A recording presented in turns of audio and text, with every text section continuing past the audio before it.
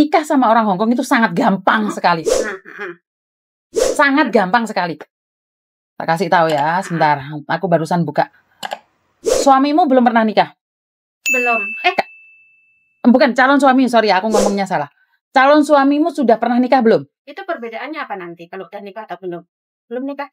Belum nikah. Ada bedanya. Kalau dia sudah pernah menikah, dia harus mendapatkan surat cerai. Andai kan nggak mendapatkan? Nggak bisa. Nggak bisa. Kalau Nggak istrinya bisa. mati. Kan ada surat kematian. Iya. Oke, gini. Sekalian tak jelas nanti gini. Dan aku kadang-kadang pengen ngamuk deh wong-wong ini. Nggak ngamuk deh kamu. Sekalian tak bikin video. Satu, kalau kita menikah sama orang Hongkong, kalau kamu single, calon suamimu single, iki bablas sang ini, nggak ada masalah. Di kamu suratnya lengkap, surat kamu lengkap, masukin di imigrasi, masukin di daftarnya di ini, Dok. Merit register itu. Merit register itu cuman daftar aja. Habis itu kamu harus datang di tempat itu menyerahkan KTP-mu Hongkong, fotokopi paspormu, bojomu mek KTP tok. Sesimpel itu sebenarnya. Dikekno DE, terus marono kan arrange harinya, hari apa. Habis itu bayar, kalau tidak salah 800 mbuh piro. 800 itu 800 nggak sampai 1000. Wes rabi jebret, selesai. Kalian mau digede-gede ini terserah, nggak digede-gede ini terserah. Wes untuk kertas, mulai. Habis itu kamu masuk di imigrasi, lah itu yang mulai ribet, bukan nikahnya ribet. Nah setelah itu kamu itu nggak perlu KTP Indonesia. Tapi saya itu tidak tahu kenapa kalau nikah itu kalian harus daftar di KJRI. Karena setahu saya tanpa daftar KJRI pun bisa. Maaf, bukannya kalau kita ke KJRI itu dapat kutipan buku nikah ya, kalau nggak salah ya. Catatan pernikahan gitu. Pokoknya ada kutipan nikah dari KJRI gitu ya. Sekali lagi saya kurang tahu kenapa. Karena itu tidak ada syaratnya. Oh, tidak diwajibkan gitu? Siapa yang wajib no? Nggak ada yang mewajibkan atau, tapi setiap orang kan pengalamannya beda. Nah, gitu. Karena sekali lagi kamu ambil kertas kuning punyanya imigrasi, mereka tidak menanyakan apapun tentang KJRI. Makanya kadang-kadang ada mbak-mbaknya datang ke KJRI, iya mbak saya mau nikah, saya ke KJRI dulu daftar. Saya kurang tahu. Ya, saya kurang tahu, saya pribadi kurang tahu. Karena tidak perlu sebenarnya. Jadi berarti kecuali kamu ingin nikah di Indonesia lagi, harus ada catatan sipil, atau kamu mau bawa suamimu ke Indonesia, mungkin perlu KJRI. Tapi kalau suamimu ke Indonesia cuman main aja, menurut saya bisa lebih mudah. Kenapa dipersulit? Oh, yang mudah-mudah saja, jangan dipersulit. Jangan cari yang sulit gitu. Kalau saya pribadi cari yang mudah. Oke, setelah menikah punya kertas surat, butuh kakakmu Indonesia aja. Enggak butuh ijazah kayak gitu? Enggak. Butuh kakak dan akte lahir. Itu saja. Terus andaikan berarti di situ nggak ngaruh dong ada perbedaan umur atau apa? Ya ngaruh dong. Di Indonesia sana kakaknya harus ikut dengan sini. Berarti otomatis semua itu harus ngikutin dokumen paspor. Iya, betul. Jadi yang dirubah di Indonesia kayak kelahiran. Iya, no. Apa? Iya. Kalau itu tadi untuk perbedaan KTP itu tadi umur nggak perlu dirubah atau apa? Yang di Indonesia yang dirubah. Kan kamu sudah ngubah Mas sayang. Kakakmu sama kakakmu sama akte lahirmu kan sudah diubah. Berarti kalau kakak sama akte dirubah, berarti KTP juga ikut berubah gitu loh. Kan nggak butuh KTP. Siapa yang bilang butuh KTP? Kan nggak bilang nggak butuh KTP. KTP apa yang dibutuhkan? Tapi andaikan nih buat jaga-jaga kan nggak tahu gimana nya kalau ikutan dirubah itu. Yuk sekalian lo kamu bayar ndek Pak Lurahmu kono lo. Oh. Jadi kamu ngomong sama Pak Lurah gak ada aku KTP, KK, akte lahir dengan tanggal lahir sesuai ID. Kalau dia sudah punya KTP Indonesia, cuman beda tahunnya sama paspor. Ya harus diubah, Markona. Kan dirubah, tapi kan nicknya itu nggak bakalan berubah loh. Kan gak ada masalah. Oh, yang penting nicknya nggak berubah, nggak masalah. Yang penting tahunnya saja yang berubah gitu. Kan gak ada hubungan sama Hongkong. Nicknya nggak ada hubungan sama Hongkong, berarti ya bisa. Iya, karena kan aku tadi kan ngomong. Nick ya. Sekali lagi aku tadi udah ngomong. KTP tidak dibutuhkan. Kalau kalian mau ngubah ya terserah kalian. KTP tidak dibutuhkan. Jadi setelah nikah, daftar ke imigrasi itu akte visa independen. Ya, dapat cuma itu aja. Akte kakak sama surat nikah. Sama pendapatan bojomu. Sama alamatnya bojomu. Oh, jadi berarti enggak. Udah gitu aja.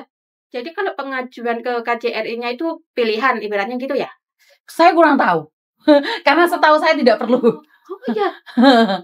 Makanya banyak orang yang daftar. Kalau ke KJRI itu, kalau mau dicatat di negeri Indonesia, Oh. itu minta kutipan ke KJRI, Karena terus aku sama banyak- suratnya itu dibawa pulang ke Aku banyak Indonesia. info itu kok banyak langkah-langkahnya yang ke situ juga gitu. Makanya Kecuali kamu janda. Oh. Kan kamu harus ada surat janda. surat janda, terus habis itu kan harus diketahui, di-clear sama Indonesia, plus harus ditranslate kalau bukan bahasa Inggris. Kalau surat ceraimu udah ada bahasa Inggrisnya, nggak perlu. Oh, gitu. Tuh, apalagi yang mau aku tanya, lupa ngeblank tiba-tiba. Miss Uni deh kayaknya ngeblank semua. Iya. Gampang kan? Iya, gampang. Dia bisa rapi. Oh gitu, jadi malah lebih simpel kalau yang sama-sama single. Kalau Ya, yang lakinya Tapi udah ingat, nikah, ya ini. satu hal yang banyak terjadi gagal nikah. Nah, ini Oh. catatan. Oh iya. Kamu waktu masuk Hong Kong di sini, PT-mu atau agenmu adakah menulis kesalahan dek Kau Papa E? Kau Papa E adalah kertas di mana waktu kamu apply jadi pembantu, kamu ditulis single atau married. Nah, itu yang masalah. Dan Berarti, kamu nggak tahu. berarti harus mengulang memori pertama kali masuk dong. Ya, Terus kalau semuanya dicatatnya sama izinnya dia belum nikah, dicatatnya sudah nikah, gimana? nah cara itu memperbaikinya? masalahnya. Harus ada surat cerai gitu. Betul. Ya sudah nikah dulu, cerai dulu. Iya, makanya. Karena banyak anak Indonesia yang gagal pernikahannya Heeh. gara-gara masalah Kau Papa E. Banyak. Semua sudah dipersiapkan saat daftar ke daftar pernikahan, muncul kertasnya itu. Dan bilang kenapa dia ngaku single padahal dia sudah menikah. Nah, itu yang ditanyakan. Nah, itu yang bisa mempersulit. Jadi sekarang adalah berdoa saja kamu dulu nggak ditulis nikah sama agenmu ataupun PT-mu. Lah kalau sudah pernah nikah terus sama izinnya ditulis single gimana? Malah aman dari godaan setan itu. Ini dia mah nggak Ya kan kadang, ya kan dia kan Iya kadang, sih. kadang ada Staff yang kan masih ngaco. single. Staff kan yang ngaco. Kadang ada yang masih single ditulis Jan udah pernah Iya. married kayak gitu ya nggak apa-apa, yang penting kalau kamu punya surat Cerai. Betul. Oh, jadi Gitu. di KTP, berarti surat cerainya tuh bukti. di KTP enggak ini. Tapi ya buat jaga-jaga. Jaga-jaga. Enggak. Soalnya ya kayak aku ini kan 83 tapi di ijazah itu 86. Gitu. Nikah sama orang Hong Kong sangat gampang. Nggak ada syaratnya. Terus sekarang Tapi visanya yang bersyarat. Nah tuh tanya itu kan kalian banyak-banyak visanya kemarin di YouTube Cece itu yang visanya yang susah turun, yang anaknya Lah dia nikahnya sama Hong Kong ya jelas susah. itu yang punya itu si Kungkung apa mbaknya sih yang punya Masalah. mbak pinjaman di Bangga itu? Kungkungnya. Iya, anakku masih di sini duduk. Oh. Kungkungnya yang punya masalah. Dan ingat kalau sudah menikah sama orang Hong Kong, pastikan bojomu nggak pernah punya utang. Terus kita, maaf aku potong. Terus kita kalau nggak mau ribet atau apa, nggak usah ngurus itu, bego nggak sih kita? Masih Nggak mungkin dong, imigrasi nggak akan melepas visa ke kamu. Tapi seterusnya domestic helper terus gitu ya? Iya, makanya aku selalu bilang kalau kamu menikah sama orang Hong Kong, jangan ngelepas statusmu sebagai pembantu dulu sebelum visamu turun.